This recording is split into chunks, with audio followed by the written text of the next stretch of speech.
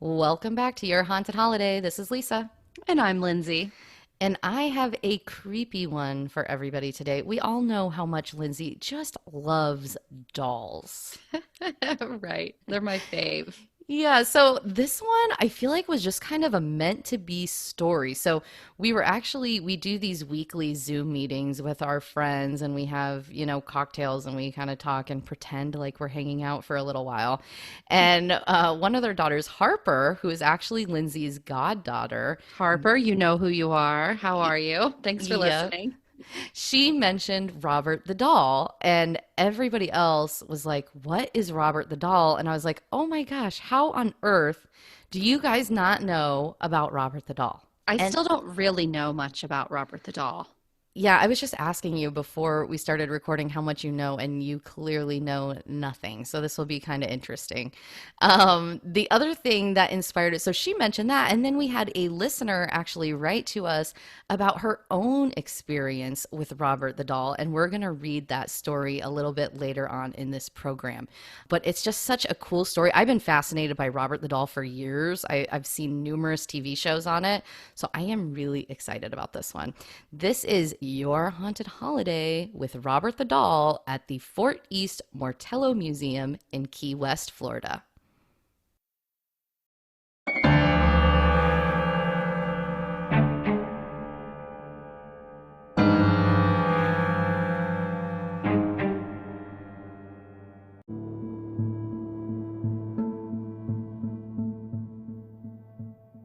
All right, welcome back. This is Lindsay. I do want to quickly make note that our Facebook Live session with Hillbilly Horror Stories, the hosts of Hillbilly Horror Stories and us are going to be doing a Facebook Live session this coming Saturday. It's May 23rd at 8 p.m. Eastern Time. So please mark your calendars. It's going to be a fun Facebook event. We need all of you guys to join and ask us questions. If you have any outstanding questions about could be just about anything, let us know. Please log in, show your support. We're kind of nervous. We've never done anything like this before, but it should be super fun. We're excited to hear from you. Yeah, and we'll post an update beforehand on our Facebook account. So you don't necessarily even have to like the show on Facebook, but if you find it, that's how you're going to be able to find this live show. So we're excited about that. Absolutely. You can find our Facebook page too if you need it in order to watch the live broadcast through yourhauntedholiday.com. We have it linked to there. So feel free to go check it out and please join us on Saturday. All right, Lindsay, you ready to learn about Robert the doll? I am. I'm so curious. I read a listener story that we're going to read later in the show, but outside of that, I really do not know anything about this. Yeah, it is fascinating. I've seen numerous programs on it. So this doll, Lindsay, just for your own information, this is what Child's Play, Chucky, was actually based on. Really? Oh my goodness. Yes. Now, granted, Robert the doll is not out there like stabbing people or, as far as we know, right? But like it's roughly based on this doll. It's actually probably considered the most haunted object in all of the world. That's probably debatable. There's probably other ones, but this is probably the most known haunted object. That's so interesting. More than like an Annabelle or... I mean, Annabelle's the other one that kind of comes to mind, right? That's also considered very haunted. But she has a movie. I mean, yeah. I mean, Robert has a whole series of Child's Play, so... Oh, that's true. Yeah, you're right. All right. So this story goes all the way back to 1906. And this doll was given as a gift by a servant to a 4-year-old boy named Robert Eugene Otto. And this doll is, just looking at it, it's kind of creepy. It's like 3 feet tall. So it's like a small child size. Wow. It was probably close to the height of this little kid, okay? Mm-hmm. And this doll is wearing a sailor's outfit and then kind of holding its own little stuffed animal of like a stuffed lion. Okay. Now, it was given as a gift, but let's give some backstory as to why they think this doll might be cursed. So on this property where they lived in Key West, Florida, They had several servants in the home. And supposedly, the mother of Robert Eugene Otto was a little bit cruel at times to the servants. And supposedly, she actually found some of the servants doing like black magic or voodoo, something like that. Supposedly, like, who knows? She could have misinterpreted it and been like, what are you guys doing? And then she fired several people. Well, as a parting gift to the son, one of these servants that was fired actually gave him this doll that supposedly she made herself. And the speculation is as a act of revenge for being fired from this cruel lady, that she actually cursed the doll and put like a demon in it or something with like voodoo or black magic, something. I did read in a couple places that supposedly some of the doll is made with human blood and hair, which I could not validate that. Like, I feel like that's probably just like, legend that's like gone a little too far out there on the internet, but I don't know. Gotta be legend. Gotta be. But I mean, they need to test this. I agree. Let's get the DNA lab out. Right. So Robert Eugene Otto, this 4-year-old kid, he actually went by the name of Gene. So he went by his middle name and decided to name the doll after himself. So he decided to name the doll Robert. Well, Gene became quickly obsessed with this doll and took it everywhere with him, would have full-length conversations with the doll. Ugh. Even like sit it at the dining room table when they were having dinner and kind of treat it as a member of the family and pretend to feed it and like all that kind of stuff. And the family at this point like thought this is totally normal. Like, this is 4-year-old boy behavior with this, toy that he thought was, kind of cool. He liked it. Right. Well, I don't know. I think I know the context around the fact that the doll's haunted, so it makes it terrifying. But I don't know. Kids do have, they play with dolls. Well, here's my question. If you fire somebody because you think they're doing like black magic or something, right? Would you really accept a gift of a creepy doll for your child? I don't know. I mean, did the parents really know that that's where it came from, though? Who knows? That's all part of the legend, though. We do know that this doll was given to this child in 1906, and he was 4 years old. He was obsessed with it, all this stuff. That part of the story is, legitimate. It's all been validated. It's kind of where the doll came from is where it's kind of, a little wishy-washy what you'll find. But most accounts do say it came from this servant.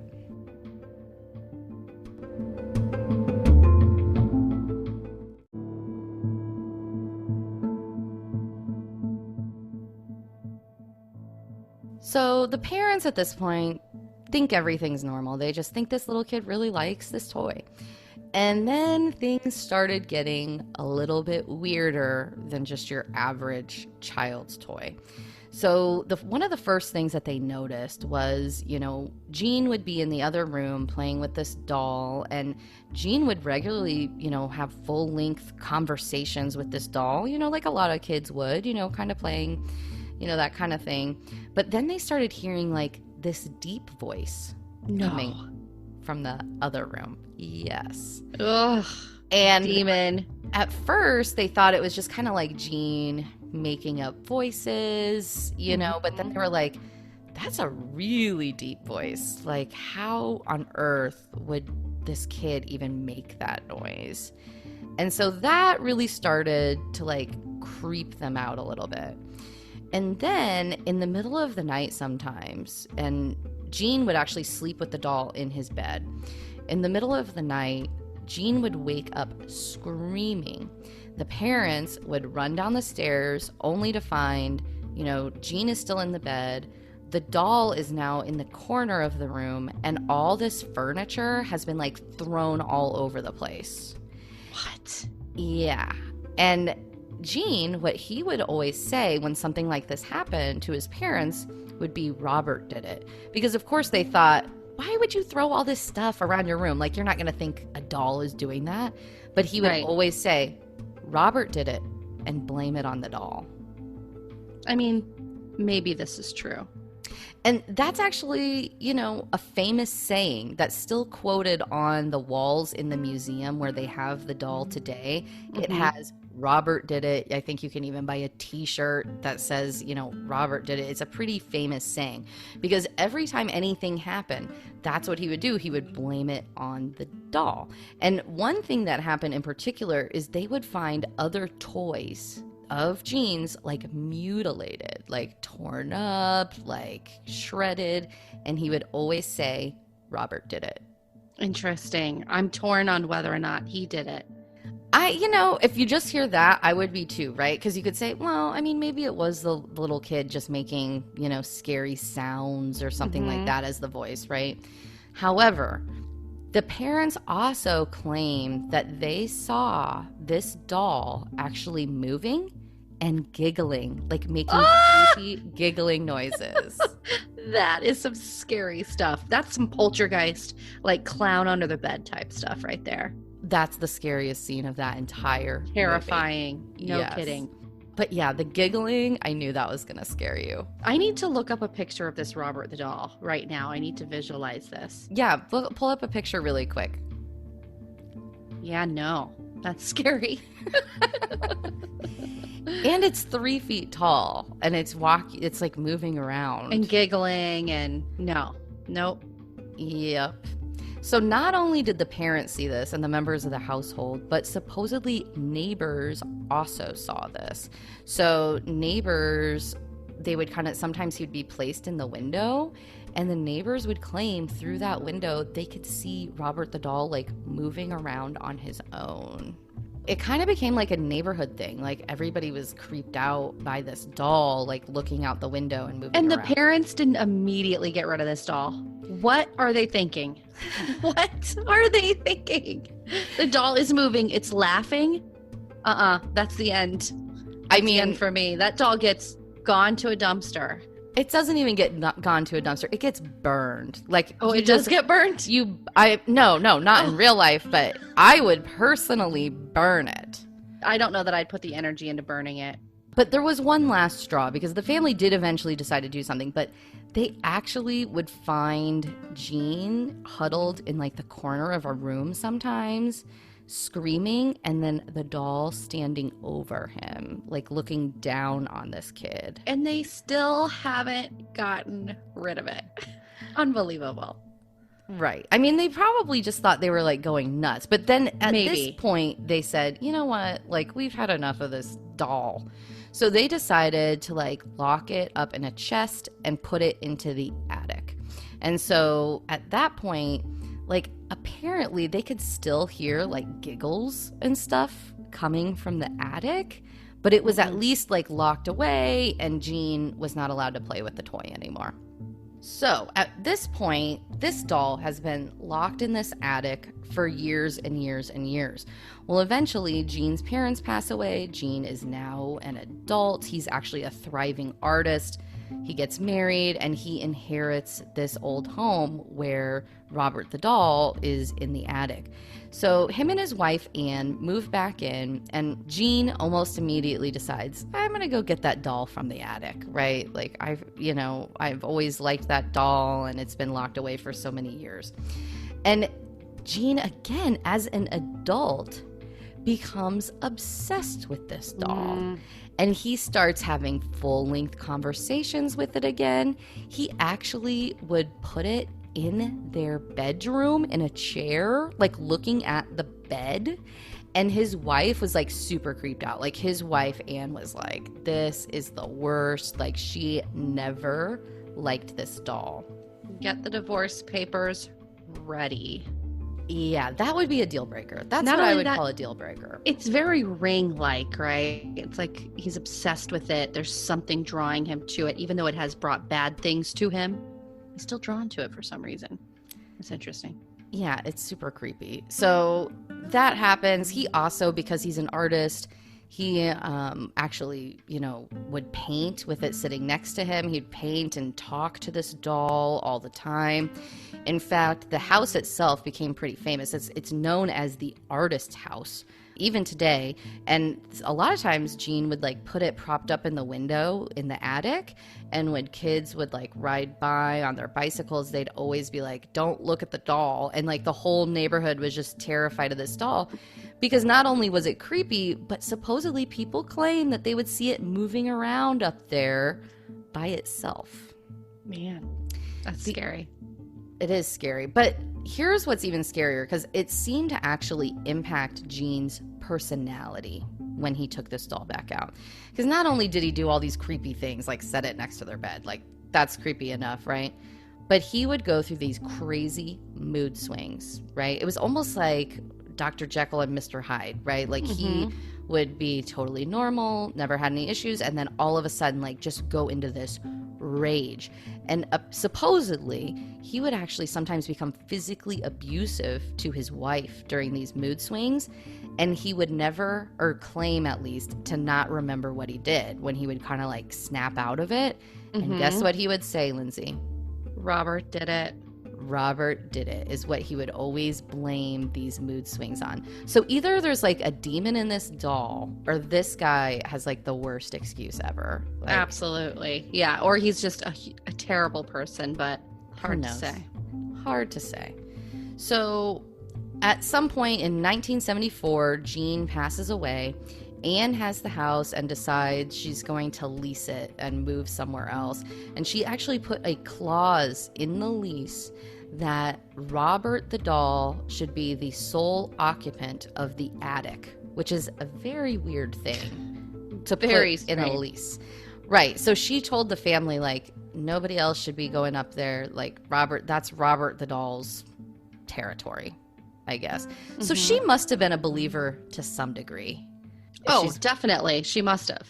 Yeah, if she's putting that kind of thing in there. Because, the logical side of me says that this guy is really a bad person, right? He's beating his wife and he's blaming these bad things on the doll. That's the logical side of me. But on the other hand, you have these witness accounts of this doll moving and his personality changing and these things. So, and I'm a believer in ghosts, so you just never know. I'm torn. Yeah, you never know. And in fact, the activity for the next family actually continued. So this doll was in the attic, and at some point they had a little girl that was like 10 years old living there, and she, found the doll, also became obsessed with the doll. Similar things would start to happen where she would blame the doll for, furniture being, thrown around kind of thing. But that family also claims that they would hear footsteps in the attic and giggling. So not just one family, it seemed to impact the next. And at this point, that family was like, okay, we've had enough of this thing. And they decided to donate it to the Fort East Martello Museum in Key West, Florida, which is where it resides today. And, the reason that, like, why would a museum take a doll? Because this museum is not like creepy doll museum. Like, it's a normal museum that has a bunch of different things from Key West and that kind of stuff. But it became famous because people would see it through that window, and the stories had really followed this doll for being cursed over the years.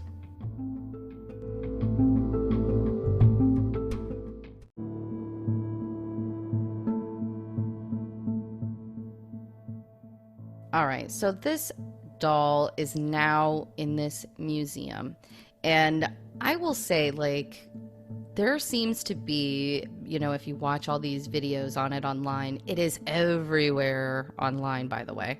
There is a lot of haunted activity that seems to take place in this museum, and they really think it got brought on when Robert the doll was sent there. So there's a lot of employees that say there is a lot of activity, not even just the doll being creepy and like moving around and stuff, but like stuff happening throughout the museum as a result of the spirit. Now, one of the things that it is most known for is if you go to this museum and you take a photo of Robert the doll, you must ask for permission. If you do not ask for permission, it is said that you will be cursed with bad luck. And that's creepy in its own right? Like, I don't mess with curses. Right. Like, I'm the type of person that's like, okay, I'm going to ask for permission before I take this photo, right? there are a lot of people that try to, like, they don't realize, or they're just trying to mess with it to be like, yeah, right, I'm gonna snap my photo. And there are literally apology letters, like, all that are sent to Robert the Doll on a regular basis for people that say, I'm so sorry, Robert, that I snapped this photo of you. I didn't have any ill intent. Can you please release me from this curse?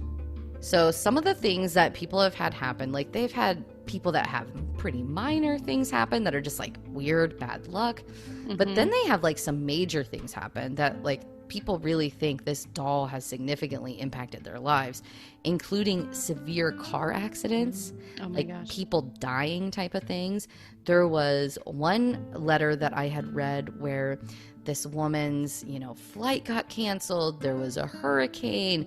They went back home, and then there was lightning struck her house like 4 times, like ruining all the TVs in her home, all the electronics, like, and she wrote in like, please, like, because it wouldn't stop. It was just like bad luck after bad luck after bad luck.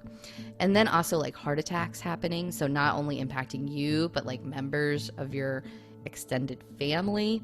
So whether you believe in the curse or not, like, personally, like, I'm not messing with it. I'm gonna ask for permission. I'd be scared to even to go in there, to be quite honest with you. Really? Well, I mean, if it's a demon or something, yeah, I agree. I'd totally go into that museum though.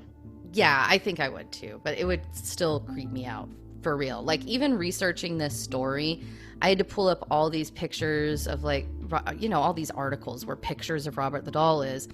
And in the comment section of almost every page I was on, there were people apologizing just for looking at his photo.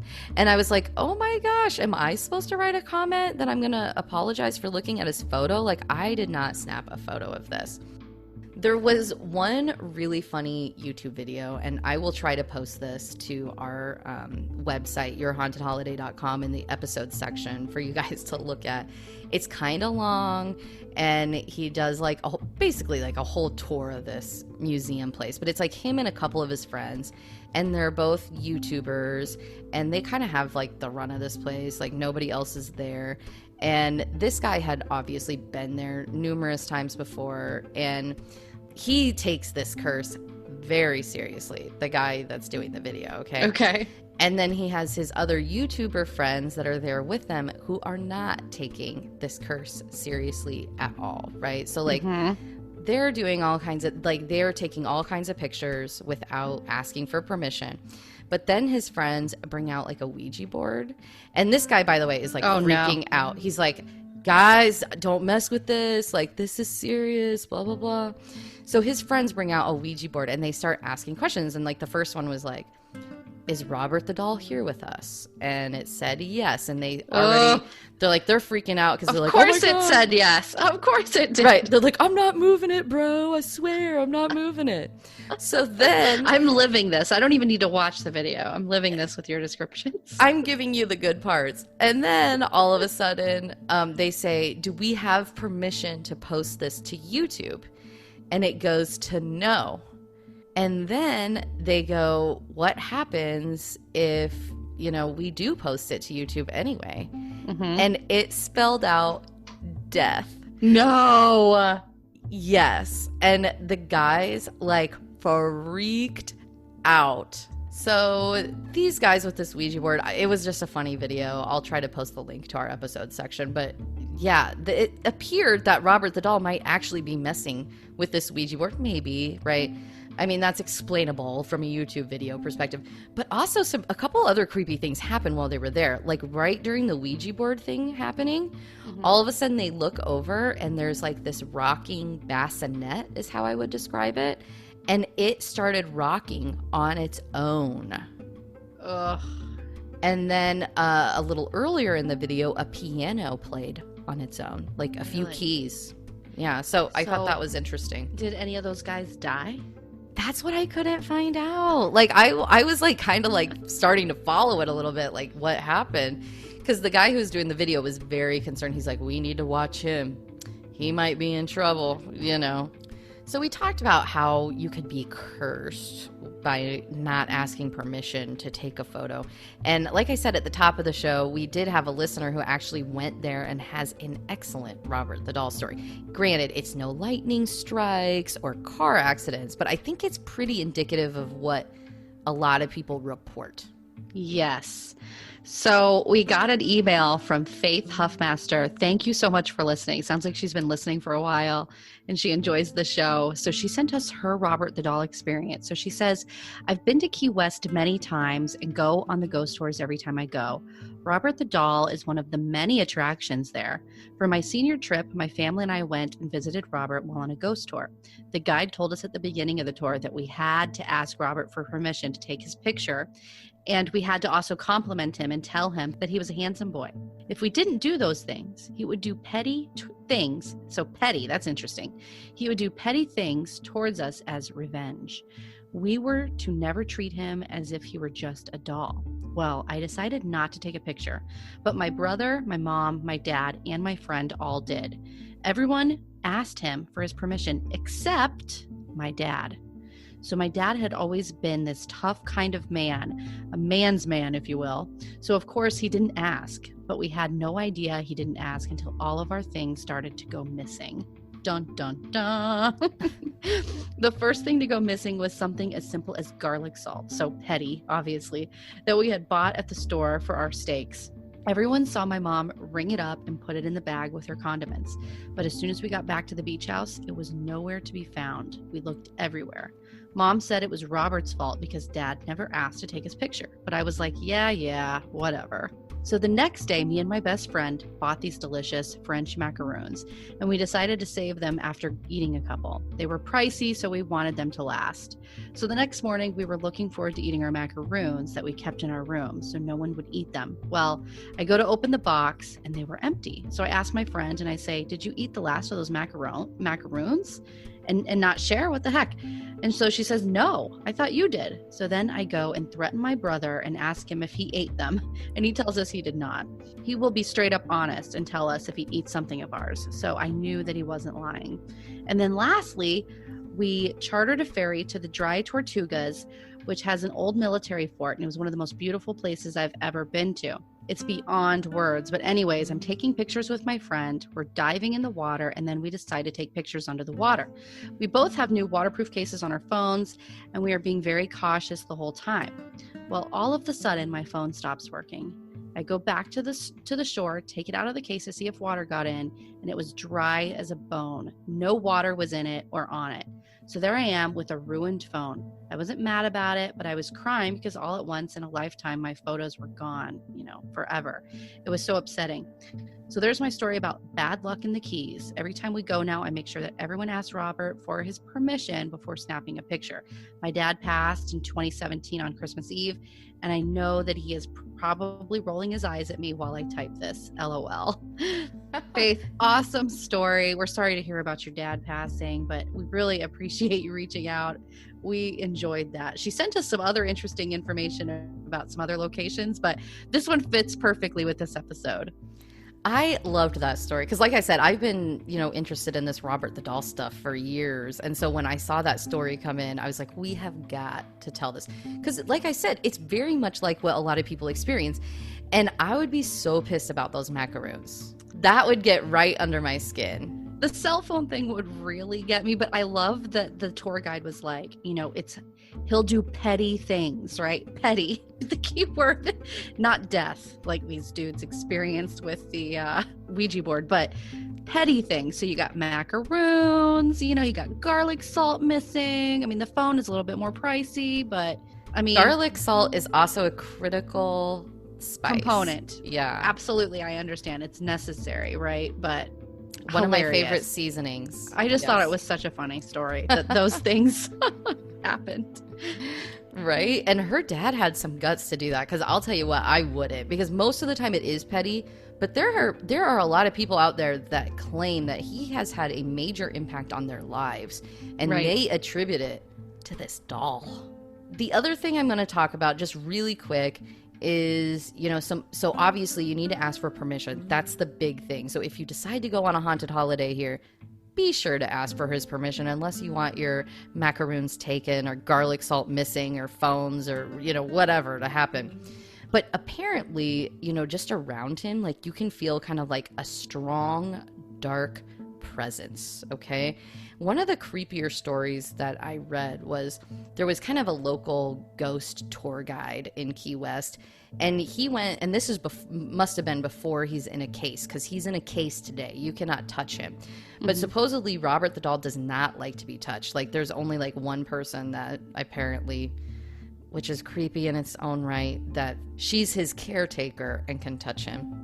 But who is the caretaker? You got to watch this episode of Ghost Adventures Artifacts. It's mind-blowing. Okay, go watch that. That's a whole other ordeal. Okay. But anyways, so, he went to go take the hat off, the sailor hat off of Robert the doll. And he said the second he did that he could see like life breathe into Robert the doll's eyes, and like his expression kind of changed, like he was pissed. And then he put the hat, and then he tried to take a photo because that's what he was trying to do, but his camera stopped working. And then he put the hat back on Robert, and then all of a sudden his camera was working again. Wow. So just creepy. Is that guy still alive? I believe so. But I don't know for sure. So if you want to go see that, this is one of the most beautiful locations. This is in a museum that is literally, it's right on the ocean. So if you're going to Key West, Florida, this is one of those stops that I really think you have to do. The museum name, again, is the Fort East Martello Museum. So I think it is a definite stop for everybody to take. Absolutely. Lisa and I love a beach. So if we ever head down to Key West, we will certainly be making a stop at that museum. Yeah, and it's actually a very reasonable cost, right? So, it's if you want to cheap your haunted holiday too, this is probably a good place to go because it's only $12 to enter the museum for adults. Children, it's $5. So a very good deal. Not bad. So go to the museum, then afterwards get yourself some margaritas, go lay on the beach for the day. Sounds perfect. Okay, guys, thank you so much for listening. Before we leave, one thing that we've been trying to do is to raise money for families impacted by this COVID-19 crisis. So although we're stuck, we can't really do a whole lot of traveling right now. There's a lot of people out there that are really negatively impacted, that have lost their jobs. They're needing to use food banks that have never, ever had to use them before. And so if you're able to do so, we actually have started a campaign with this group called Feeding America. It's a really good charity. All of their proceeds go to different food banks all around the country.